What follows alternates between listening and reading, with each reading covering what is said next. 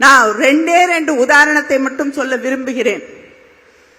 பொள்ளாச்சி அதிமுக ஆட்சியிலே பொள்ளாச்சியிலே நடைபெற்ற பெண்களுக்கு எதிராக நடந்த குற்றங்கள், வன்முறைகள் என்ன நம்ம அத்தனை பேருக்கும் தெரியும்.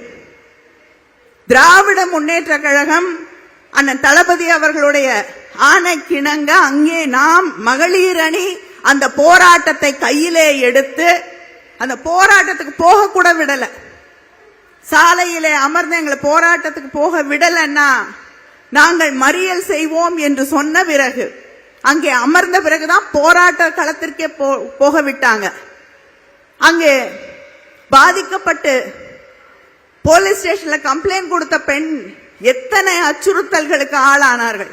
அந்த குடும்பத்தில் இருக்கக்கூடியவர்கள் எல்லாம் தாக்கப்பட்டார்கள். எடப்பாடி பழனிசாமி அவர்களுடைய ஆட்சியிலே பிறகு நம்முடைய போராட்டத்திற்கு பிறகுதான் அந்த பெண்களுக்கு நியாயம் கிடைக்கக்கூடிய வகையிலே அந்த வழக்கு சிபிஐக்கு வழங்கப்பட்டது. நம்முடைய ஆட்சியிலே அந்த பெண்களுக்கு ஒரு நியாயம் கிடைத்திருக்கிறது. நம்மை பார்த்து பேசுகிறார்கள் பிஜேபியை சேர்ந்தவர்கள். 2017 உத்தரப்பிரதேசத்துல உன்னாவோல 17 வயது ஆன ஒரு சிறுமி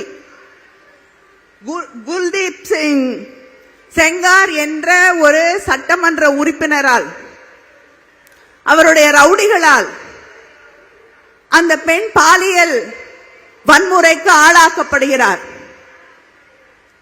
அந்த குற்றத்தை செய்த ஒருவர் சமீபத்தில் நீண்ட நாள் போராட்டத்திற்கு பிறகு ஒரு நியாயம் கிடைக்கிறது.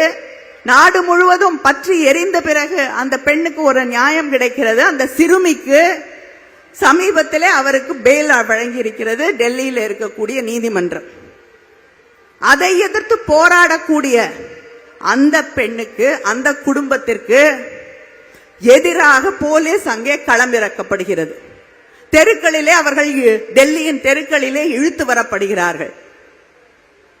இது பிஜேபி பெண்களுக்கு பாதுகாப்பு வழங்கக்கூடிய லட்சணம் இதுதான்.